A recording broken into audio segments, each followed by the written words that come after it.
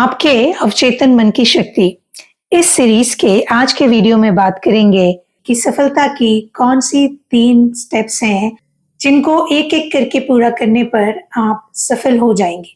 ये ऐसी सफलता होगी जो आपको शांति, सद्भाव, अखंडता, सुरक्षा और खुशी ये सब हासिल करने का मौका देगी। सफलता को हासिल करने का पहला स्टेप जो कि सबसे महत्वपूर्ण है, उस काम को पता लगाना जिससे आप प्रेम करते हैं। जब तक आप अपने काम से प्रेम न करते हो तब तक आप उसमें खुद को सफल नहीं मानेंगे। ये अलग बात है कि सारी दुनिया आपको उस काम में सफल मानती रहे। जब आप काम से प्रेम करते हैं तो आपके मन में उसको करने की बहुत गहरी इच्छा होती है। उदाहरण के लिए, यदि कोई युवती मनोचिकित्सक बनने की इच्छा रखती है तो वो सिर्फ डिप्लोमा लेकर या डिग्री लेकर उसे दीवार पर टांग लेने से खुश नहीं हो जाएगी। वो इस फील्ड में आगे बहुत सारा काम करेगी, कई सारे वर्कशॉप्स में पार्टिसिपेट करेगी।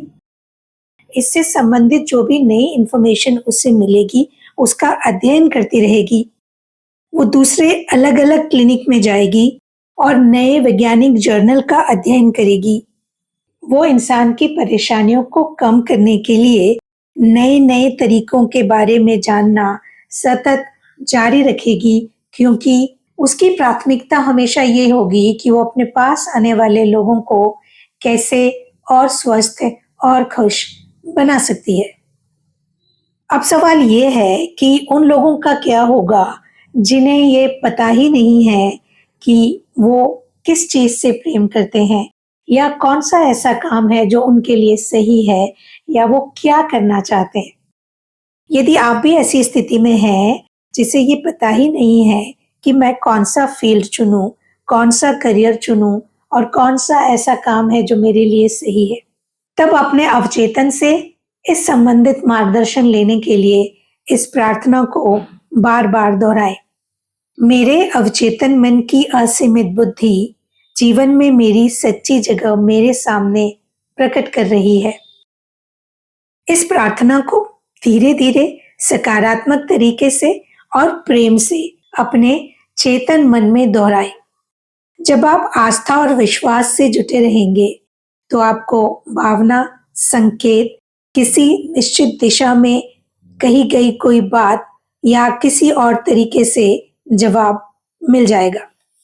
ये जवाब बिल्कुल क्लैरिटी से, शांति से और कई बार आंतरिक मौन जागरूकता से आपके सामने प्रकट हो जाएगा। अब बात करते हैं सफलता की दूसरी स्टेप के बारे में। दूसरे स्टेप में जिस काम को आपने चुन लिया है, जब ये तय हो गया है आप ये काम अपने जीवन में करने वाले हैं, तो उस काम में आपको विशेषज्ञता हासिल करना है या उस काम की किसी एक शाखा में उत्कृष्टता हासिल करना है। मान लीजिए कोई विद्यार्थी केमिस्ट्री को अपने पेशे के रूप में चुनता है, तो उसे इस फील्ड के किसी एक शाखा पर अपना ध्यान केंद्रित करना चाहिए और अपना सारा समय और सारा ध्यान उस चुने हुए फील्ड पर लगा देना चाहिए, जिससे कि आगे जाके वो उस फील्ड में स्पेशलाइजेशन हासिल कर लेगा। उसे अपने काम में उत्साहपूर्ण दिलचस्पी लेना चाहिए और सबसे महत्वपूर्ण बात, उसके मन में अपने काम से दुनिया की सेवा करने की इच्छा होनी चाहिए। सफलता की तीसरी स्टेप। इस स्टेप को समझने के लिए एक वाक्य को समझना होगा और वो वाक्य कुछ इस तरह है। जिसे भी सबसे सफल बनना है, सबसे महान बनना है, सबसे अच्छा इंसान बनना है, उसे सबसे पहले सेवक बनना होगा। यदि इस मानसिक नजरिए से काम करेंगे तो हम हमारे जीवन में बहुत अनूठा और अच्छा काम करेंगे। लेकिन यदि जैसे तैसे जीविका कमाना किसी का उद्देश्य होगा तो वो दुनिया के उन हजारों, लाखों और करोड़ों लोगों का हिस्सा बन जाएगा जो उस दुनिया में आते भी हैं और चले भी जाते हैं, पर किसी को पता नहीं चलता। सफलता की तीसरी स्टेप ये कि आप जो काम करते हैं आपको ये सुनिश्चित करना चाहिए कि उससे सिर्फ आपका भला नहीं होगा, उससे दुनिया के कई सारे लोगों का बहुत भला होगा। आपकी इच्छा कभी भी स्वार्थपूर्ण नहीं होनी चाहिए। आपका उद्देश्य दुनिया की सेवा करना होना चाहिए। दुनिया में बहुत सारे लोगों को लाभ पहुंचाना होना चाहिए। यदि आप सिर्फ खुद के लाभ के लिए काम करते हैं तो आप एक अनिवार्य सर्किट को पूरा नहीं करते। हो सकता है आप सफल हो भी जाएं, आप सफल नजर भी आए, लेकिन आपने अपने जीवन में जो शॉर्ट सर्किट किया है वो आगे चलकर आपको किसी सीमा तक या किसी बीमारी तक जरूर ले जा सकता है। जब हम बहुत सारा काम करने की बात करते हैं, जब हम बहुत सारी मेहनत करने की बात करते हैं, जब हम बहुत सारे लोगों को फायदा पहुंचाने की बात करते हैं, तो कुछ लोग एक अलग सा सवाल उठाते हैं। वो कहते हैं कि उस आदमी के बारे में क्या, जिसके बारे में हमने टीवी पर अभी-अभी खबर देखी है। उसने तो धोखेबाजी करके शेयर बाजार से करोड़ों रुपए कमा लिए और ऐसा लगता है कि वो सबसे ज्यादा सफल है। तब आप उसके बारे में क्या कहेंगे? और वो तो मानवता को लाभ पहुंचाने के बारे में जरा भी नहीं सोचता। साथियों, इस तरह के मामले आपने बहुत सुने होंगे, लेकिन हमें सावधानी से उनकी हकीकत समझनी होगी। हो सकता है वो व्यक्ति कुछ समय के लिए सफल नजर आए, लेकिन धोखे से हासिल धन कई बार पंख लगाकर कहाँ उड़ जाता है पता नहीं चलता। जब हम किसी दूसरे को लूटते हैं तो हम खुद को लूटते हैं। जिस कमी और सीमा की मानसिकता से हम व्यवहार करते हैं वो दूसरे तरीकों से भी खुद को प्रकट करती है।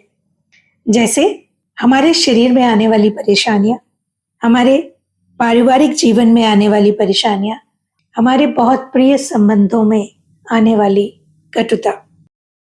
धोखे से दौलत इकट्ठी करने वाले व्यक्ति को सफल तो बिल्कुल नहीं माना जा सकता, क्योंकि मानसिक शांति के बिना कोई सफलता नहीं होती।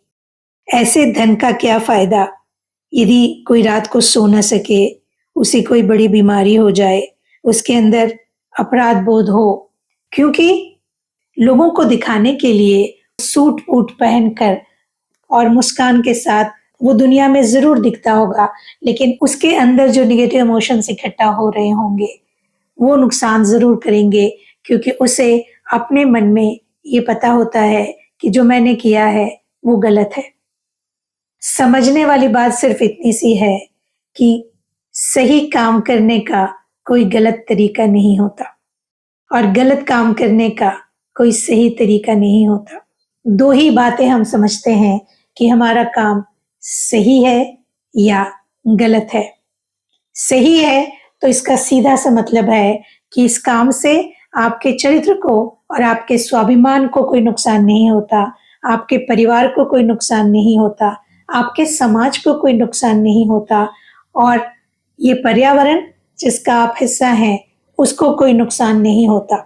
यदि ये चारों बातें आपके काम के बारे में सच हैं तो अपने काम में जुट जाइए और एक सफल, अच्छा और महान इंसान बनके दिखाइए। इस सीरीज के अगले वीडियो में आपसे फिर मुलाकात होगी। तब तक के लिए अपना ख्याल रखिएगा।